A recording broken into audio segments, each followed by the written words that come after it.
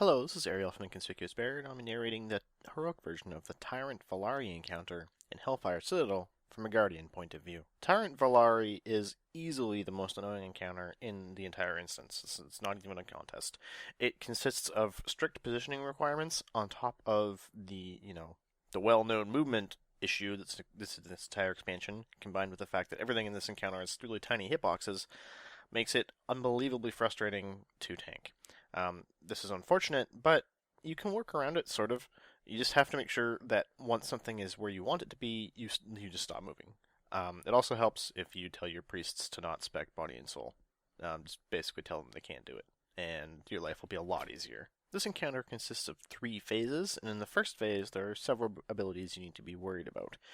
Well, potentially. The first one's called Annihilating Strike. Typically, for most raid groups, you probably won't have to worry about it, because this ability can technically be cheesed by having the tank taunt somewhere between 2.5, or I forget how long the cast time is, but somewhere near the end of the cast, the tank can taunt and force Velhari to cast it on them rather than her actual intended target, and this greatly reduces the amount of problems the raid will have because of raid damage. However, the timing window for this is incredibly small, so for most groups I'd probably recommend against doing this, because if you miss it and your raid is expecting you to hit it, then bad things happen. It's better to just let it hit and have your raid actually do their job. The next ability you have to worry about is something called Infernal Tempest. This will happen after 3 Annihilating Strikes, repeating throughout the entirety of Phase 1.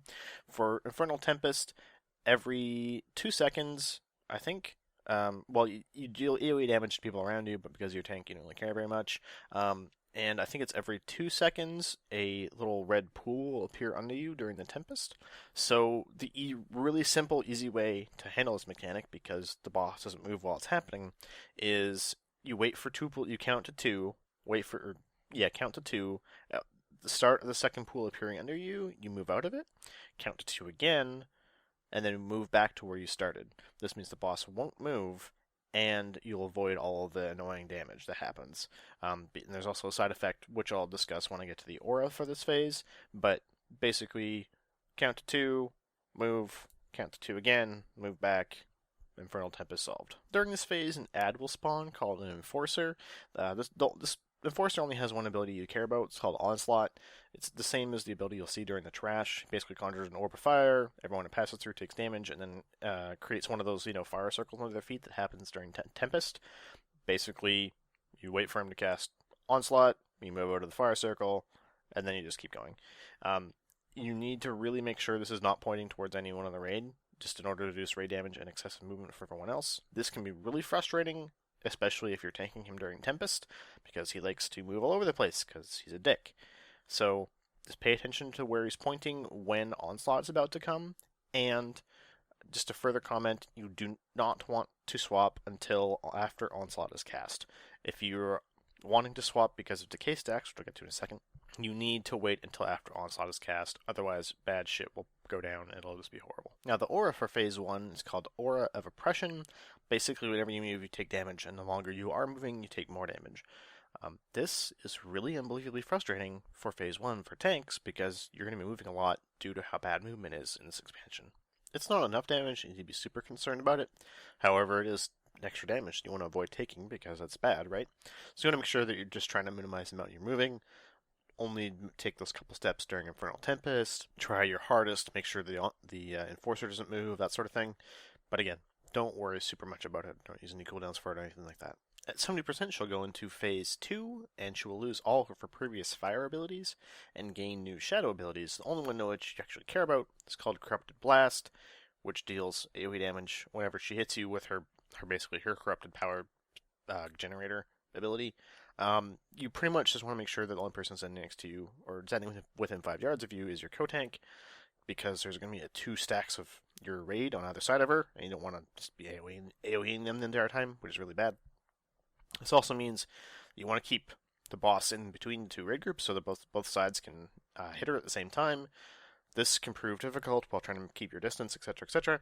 So just you're going to have to probably spend a few seconds trying to position her where you want her, but when she gets there, don't fucking move. Just stay there and wait until the phase is over. The aura she gains in phase 2 is called Aura of Contempt, so she'll lose the movement speed or the movement damage aura, and she'll gain a new aura which reduces your health to 80% of its maximum. That's so you'll have 20% of your health missing at the start of the aura, and this the amount goes down over time.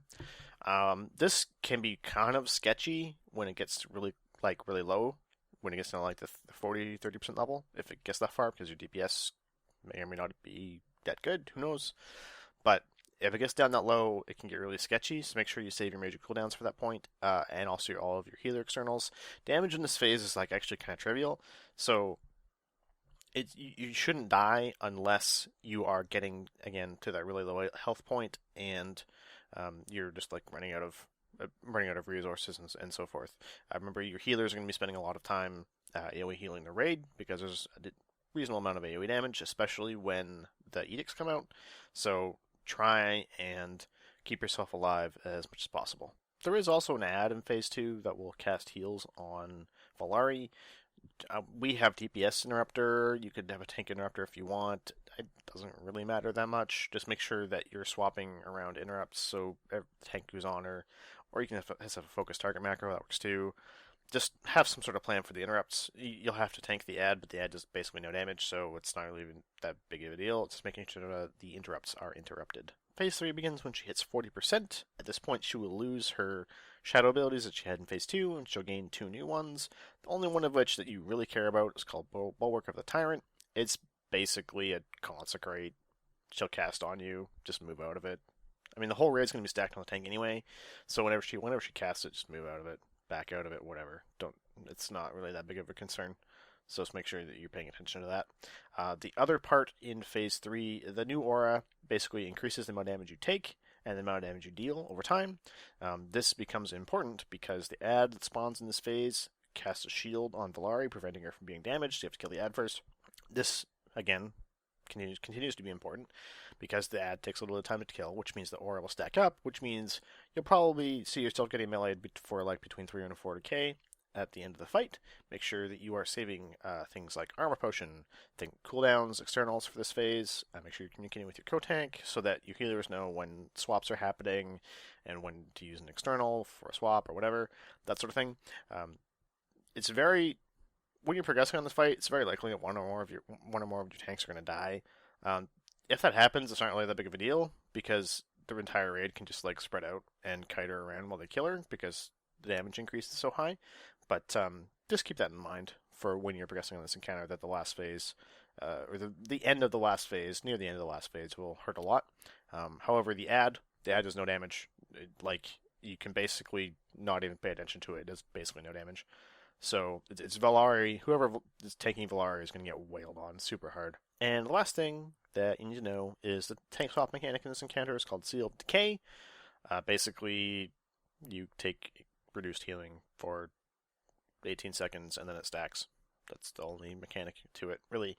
It's basically to do the tank swap. So you want to swap generally around 3 stacks, but again, for the like I said, for the Enforcer, you need to swap around his Onslaught ability. The other 2 ads doesn't matter when you swap. Generally, for the last phase, you want to swap around cooldowns. So make as much use out of a cooldown as you can, and then swap and use someone else's, that sort of thing. Talents in this encounter are going to be your standard fare: Feline Swiftness, Snarling Ward, Soul of the Forest, Dream Snarls, Pulverize. There's no reason to take any other set of talents in this entire encounter. So yeah, those are your staple talents. Have fun with them. I will note that you will probably want to Zerk in phase 2 in order to basically put out as much DPS as possible. This will be also an opportune time to use the Legendary Ring and whatever unused trinkets you have, because again, the entire goal is to get her out of phase 2 as soon as humanly possible. If you get to phase 3, it's pretty much a kill. Just make sure that you are, keeping yourself alive and that sort of thing. But getting out of phase 2 is the hardest part of this encounter, and once you do that, it'll just fall over pretty much, so don't even worry too hard. Other than that, there aren't really any nifty Guardian tricks you can do. It's just kind of like the phase 3. Think of phase 3 as kind of like challenge mode trash. You want to make sure that you're rotating your cooldowns to maximum effectiveness in order to keep yourself alive and to give your raid as much chance of success of killing the boss as humanly possible. Thank you for watching, and good luck in Hellfire Citadel.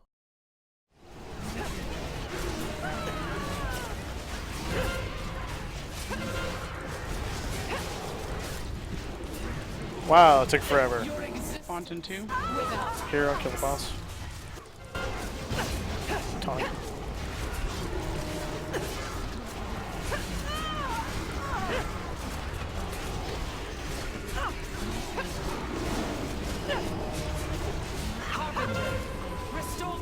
Oh wow. Right when I was Healers out. New fonts. taunting in 2.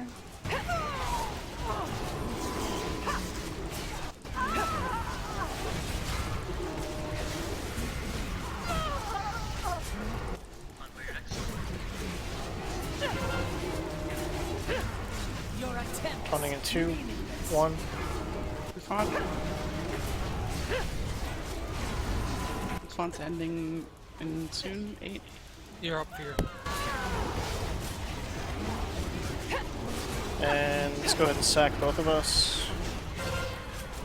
Always dead. Someone's gonna need to get that next I'll one. get it. Could you buff? Taunting in 2. Get on, boy. What's the next edict? Cooldown? No. Sure it's dead. Pretty sure there's a corruption on green that shouldn't be there. This is where you die. Taunting in 2. Switching to tanks. 1. Get shirt, please. There you go. 30 seconds. Follow me around.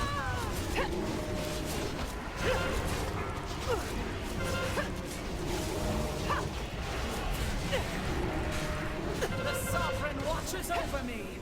Taunting the boss. Start with a Vigilance and Sunny.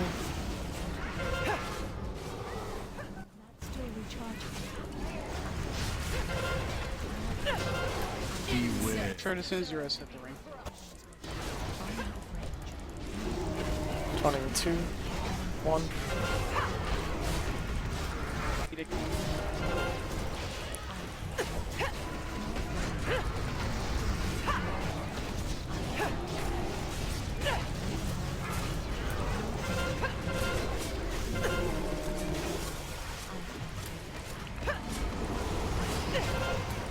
Taunting in 2.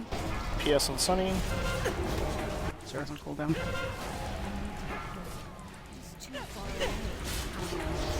I got her, don't worry. Deserve It's up in 40. crushed. Alright, we were low in the second phase. That's fine.